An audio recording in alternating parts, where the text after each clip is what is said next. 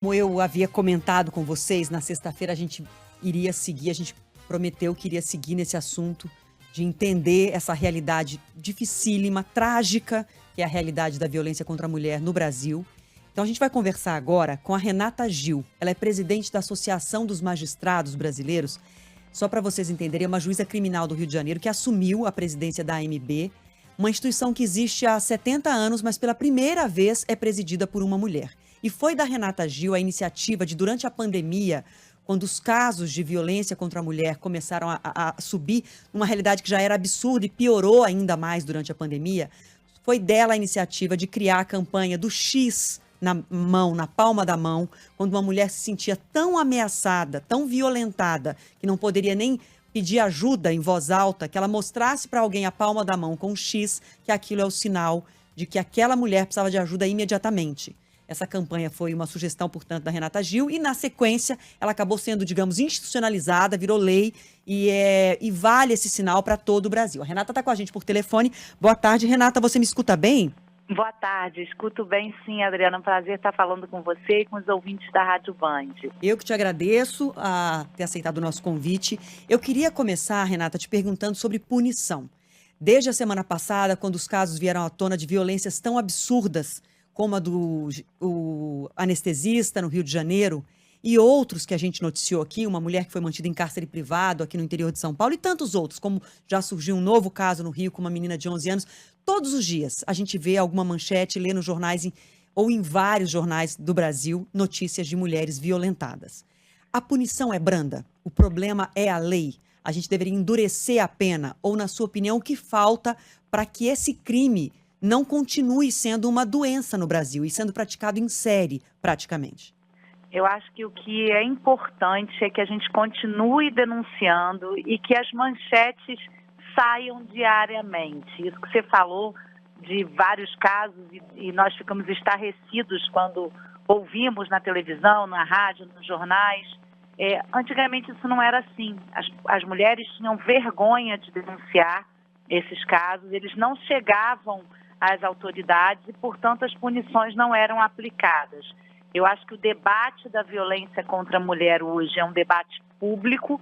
Isso aconteceu de uma forma muito mais sincera e transparente depois da pandemia, em que nós vimos os números crescerem de uma forma alarmante e entendeu-se que deveria se fazer alguma coisa para combater essa violência. Essa violência, Adriana, que é uma violência que é endêmica no mundo inteiro. Todos os países têm problemas de violência contra a mulher. Eu sei que muitas pessoas que nos ouvem não sabem que a maior causa de acionamento da Polícia Militar, do 190, que todo mundo conhece, que diz que quando acontece uma ocorrência policial, é a violência contra a mulher. Não é o roubo, não é o tráfico, não é o furto, não é o homicídio simples.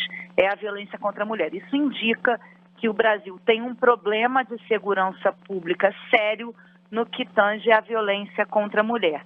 Falta lei para punição? Não.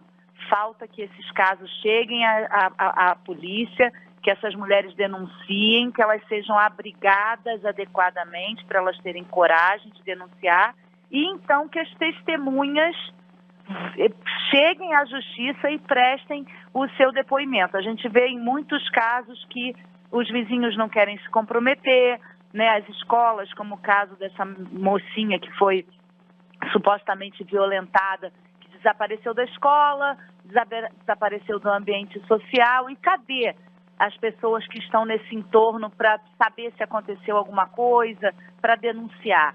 Então, eu acho que falta um pouco de envolvimento da sociedade, né? Todos nós temos responsabilidade sobre isso, nós educadores, pais, parentes, vizinhos, amigos, para que os casos cheguem, para que as pessoas prestem os seus depoimentos e para que essas pessoas sejam devidamente punidas. Porque lei para isso tem, nós fizemos várias alterações legislativas para aumento de pena contra a violência contra a mulher. Uma delas, inclusive, foi apresentada pela AMB, pela Associação dos Magistrados que eu presido, que foi o pacote Basta.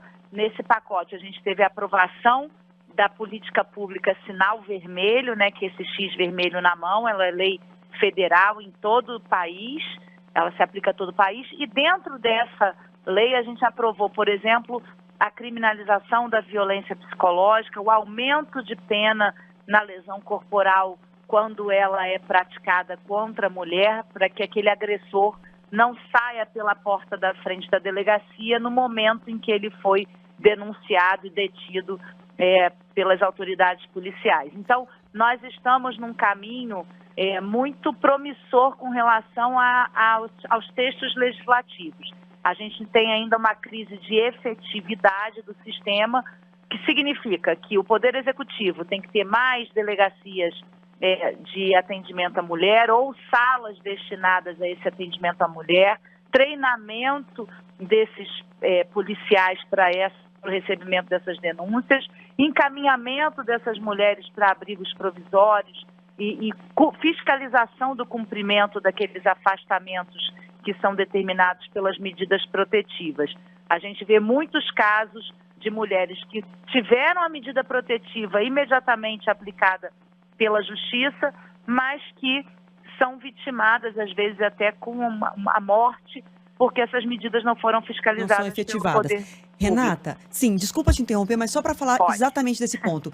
Eu entendi que você considera que falta essa estrutura, essa rede de amparo, tanto entre as pessoas próximas à mulher violentada ou agredida, mas também a estrutura do Estado, que não está presente em todos os lugares com uma estrutura adequada para receber as denúncias. A gente viu recentemente no Estado de São Paulo, o Estado que tecnicamente é o Estado que teria maiores condições financeiras, o Estado mais rico do país, de multiplicar essas iniciativas. A gente viu um policial, homem, recebeu a procuradora que foi espancada pelo colega também procurador, e ele saiu pela porta da frente. Só depois de uma mobilização popular é que ele foi preso e que se reverteu isso.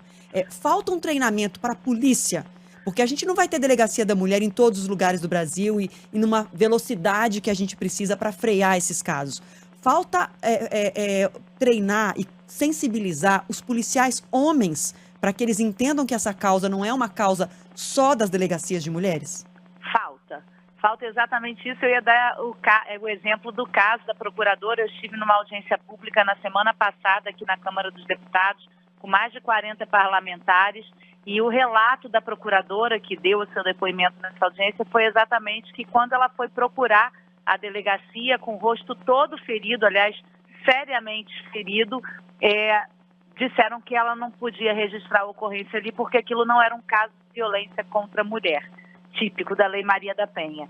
Então, existe notoriamente uma falta de preparo, né? E uma falta de preparo que é incompreensível, porque se nós temos essa causa como a maior causa de acionamento da polícia ostensiva, como é que os policiais não estão preparados para receber essa ocorrência? Então é um trabalho de todos nós, de sensibilização. Eu mesma, quando propus a campanha Sinal Vermelho, o primeiro passo que nós tivemos depois do envolvimento das farmácias foi o treinamento dos policiais militares através dos comandantes de batalhões e chamando as suas tropas para isso, e dos secretários de segurança nos estados. Então falta uma mobilização nacional para preparo desses agentes que serão os responsáveis pelo recebimento da denúncia imediatamente. Porque se uma mulher vai procurar a polícia, a delegacia, e não recebe esse amparo, ela vai desistir de denunciar todas as outras agressões que ela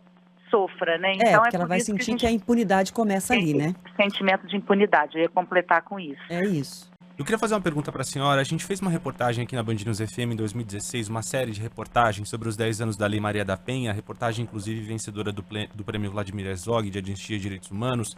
E nessa série de reportagens a gente dedicou um capítulo inteiro incluindo os homens e também os homens agressores que estavam enquadrados na Lei Maria da Penha como pessoas que precisavam participar desse processo de discutir violência contra a mulher, né? A gente está falando dos homens que podem ser aliados nessa luta, a gente está falando da educação também dos nossos meninos, né? Como educar os garotos de modo que eles não sejam potenciais agressores. Como incluir os homens nessa discussão no combate à violência contra a mulher, na opinião da senhora?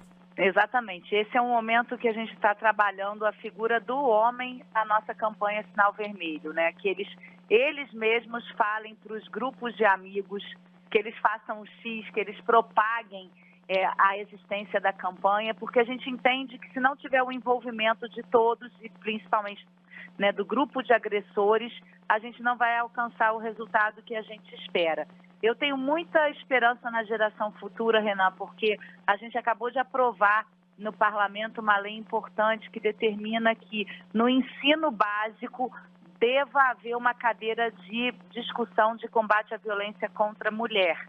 Então, as escolas vão ter que discutir isso como matéria, né, da grade curricular ordinária, além de uma semana em março dedicada a esse tema. A gente vai formar novos jovens já com essa concepção do que é certo, do que é errado. Mas, enquanto isso não acontece, a gente precisa do envolvimento dos nossos homens maduros, né, que já passaram dessa fase do ensino, para que as campanhas tenham sucesso. Eu mesmo, no outro dia, discutindo com o meu grupo familiar, perguntei para eles, né, para o meu marido, para o meu pai e para o meu filho de 18 anos, quem teria discutido no grupo o caso do estupro da moça, do médico, né, que teria estuprado a moça no hospital. No Rio. No Rio. E aí todos olharam para mim envergonhados porque eles não discutem isso. Eles acham que realmente é um absurdo, que isso é deplorável, mas os homens não assumem isso como uma bandeira. Ó, isso não pode acontecer, a gente tem que falar isso publicamente, nas redes sociais. Então está faltando um pouco dessa mobilização do grupo de homens, né, no nosso país, e é isso que a gente tem fomentado através da MB com a campanha Sinal Vermelho nessa fase agora. É isso. E nós estamos aqui para isso também, né? Acho que é nosso dever, e por isso foi tão importante contar com a sua participação hoje, é nosso dever falar desse assunto, enquanto a gente não conseguir reduzir drasticamente esses números de violência contra as mulheres, uma mulher estuprada a cada 10 minutos no Brasil, um feminicídio a cada 7 horas, sem considerar que ainda existe a subnotificação, casos que não são registrados. Eu quero terminar aqui a nossa entrevista só registrando a participação de um ouvinte, é o Zeca, de Varginha, Minas Gerais. Ele falou que muitas vezes fica chocado, sem entender, e aí contou que nesse final de semana, na rua dele, uma mulher foi morta pelo marido a facadas na frente dos filhos. E ela tinha 3 boletins de ocorrência contra o marido. Então é isso, são situações em que a mulher pede socorro, grita por socorro e o socorro não vem a tempo. Ele está narrando aqui pra gente mais um caso que aconteceu em Varginha. Mas tenhamos esperança, se a gente continuar informando, como o Renan disse, educando para que pais e mães, homens e mulheres entendam que esse é um problema de toda a sociedade que a gente tem que resolver juntos. Eu também sou esperançosa, viu, Renata? Muito obrigada por ter nos atendido, que a gente possa falar outras vezes, sempre que for preciso, conte aqui com a gente do Entre Nós. Muito obrigada, Adriana, Renan, ouvintes. E eu queria dizer que a gente precisa reduzir mais. Os últimos dados revelam uma redução dos feminicídios de 1,7%. Isso é muito pouco pelo número de mulheres que morrem no Brasil. O Brasil é o 5º país que mais mata mulheres no mundo. Então vamos trabalhar juntos numa grande união de esforços para que a gente reduza esse cenário que ainda é dramático. Muito obrigada. Muito obrigada. Tudo de bom. Obrigada.